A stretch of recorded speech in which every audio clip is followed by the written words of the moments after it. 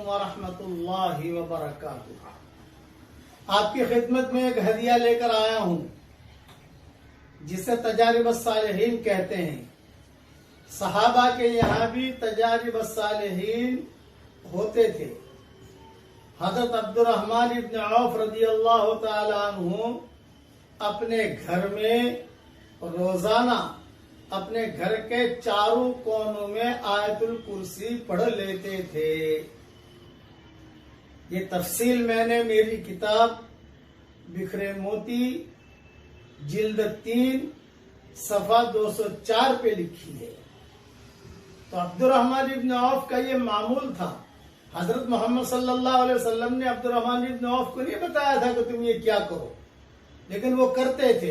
तो उसकी वजह से उनके रोजी में खूब बरकत होती थी, जिन्नातों से हिफाजत होती थी, जादू से हिफाजत होती थी, परेशानियां दूर होती थी। ये इनका मामूल था। तो आप हजरात की खिदमत में ये हदिया लेकर आया हूं कि आजकल लोग रोजी के मामले में बहुत परेशान हैं, इस तरीके पर जादू के मामले में बहुत परेशान हैं, इस तरीके से जिन्नात के मामले में बहुत परेशान हैं। 24 घंटे में एक मर्तबा अपने घर में, अपने घर के चारों कोनों में आप आयतुल कुर्सी एक एक मर्तबा पढ़कर दम कर दीजिए। कोई लंबा चौड़ा काम नहीं, बहुत आसान है। बस अय्याम में अगर माए बहने हो तो न पढ़े, बेटे से पढ़वा लें, बेटी से पढ़वा लें, किसी से भी पढ़वा लीजिए।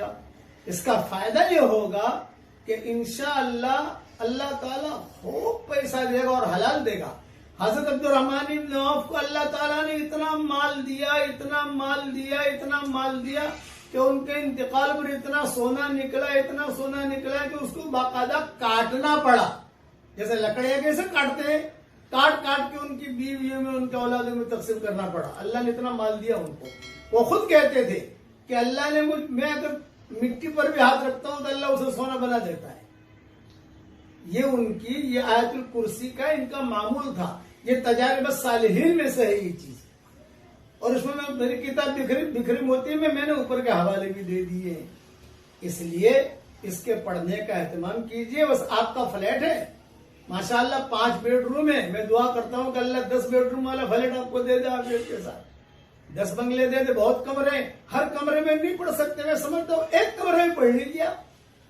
आज इस कमरे में पढ़ लिया, परसों इस कमरे में पढ़ लिया, तरसों इस कमरे में पढ़ लिया, तो आपको भी फायदा होगा, पूर्व जवाब में जो लोग होंगे उनको भी फायदा होगा। वैसे आयतुल कुर्सी की फजीलतें सही हदीसों में बहुत आई है। मेरे वालिद साहब रहमतुल्लाह अलैह ने, मैं बहुत छोटा था उस वक्त में, हमारे यहाँ पालमपुर में जामी मस्जिद होती थी। मुझे बिठाकर कहा था कि बेटा मैं तुझे 2 बातें बताता हूँ, तू जिंदगी पर अमल कर लेना, बहुत फायदे में रहेगा। मैंने कहा बताओ अब्बा। मुझे उस वक्त के बाद अब तक याद है, 1965 की बात होगी या 1960 की बात होगी, तकरीबन अंदाजा में कहता हूं कि हर फर्ज नमाज के बाद आयतुल कुर्सी पढ़ ले, दूसरी नमाज तक अल्लाह की हिफाजत में रहेगा। सही हदीस में यह बात है। दूसरा, हर फर्ज नमाज के बाद आयतुल कुर्सी पढ़ ले तो मरते ही सीधा जन्नत में दाखिल होगा। जन्नत के और इस आदमी के दरमियान मौत आई है, बस मरा सीधा जन्नत में। ये 2 बातें मेरे वालिद साहब रहमतुल्लाह अलैह ने कही थी मुझे। उस वक्त से मेरा मामूल है अल्हम्दुलिल्लाह, रोजाना मैं पढ़ता हूँ एहतमाम के साथ। और ये दोनों बातें सही हदीसों में आती हैं, मैंने मेरी किताबों में हवालों के उससे लिख भी दिया। अब्दुर्रहमान इब्न औफ का मामूल वो सही हदीस में नहीं है, वो उनका तजर्बा था। मेरे वालिद साहब ने जो 2 बातें बताई वो सही हदीसों में है। आगे एक बात जिन्नातों की सुन लो। जिन्नातों के अंदर भी बड़े बड़े सुलहा होते हैं, बड़े बड़े अल्लाह वाले होते हैं। तो जिन्नात बहुत परेशान कर रहे थे, कहा भी बहुत परेशान कर रहे हो तुम। तो उन जिन्नातों में से एक ने वजीफा बताया कि जिंदगी में एक मर्तबा ये अमल कर लीजिए, 100 मर्तबा आयतुल कुर्सी, 1 मर्तबा बिस्मिल्लाह रहमान रहीम पढ़ना है, ज्यादा नहीं पढ़ना।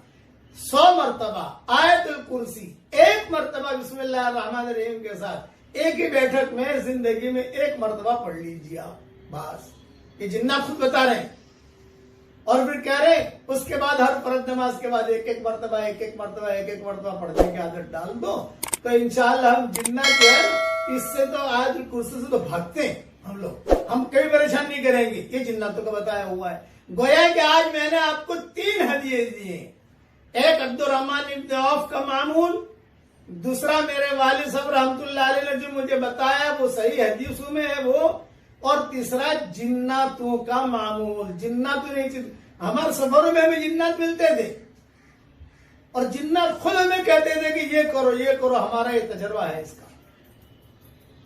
तो जिन्नात कहते थे कि मौलवी साहब तब यहाँ करावी नाखो, गुजराती के अंदर बोल्टन ब्लैक बनिया कहा मेरा सफर था, तब यहाँ करावी नाखो, પછી કોઈ દિવસે तुम्हारा घर न तरह में जोए भी नहीं, ताकिए भी नहीं, तुम ये कर लो, फिर तुम्हारे घर की तरफ कभी देखेंगे भी नहीं। इसलिए ये 3 हदिया कबूल कर लीजिए और अमल कर लीजिए, इंशाअल्लाह बहुत फायदा होगा। और ये से मोती में जितने तजारबत सालीन 500 मैंने तजारबत सालीन लिखे हैं बिखरे मोती में, 500 मैं सब एक एक करके इंशाअल्लाह यूट्यूब पर लाऊंगा ताकि लोग फायदा उठाएं। मेरे मरने से पहले लोग इन चीजों से फायदा उठाएं।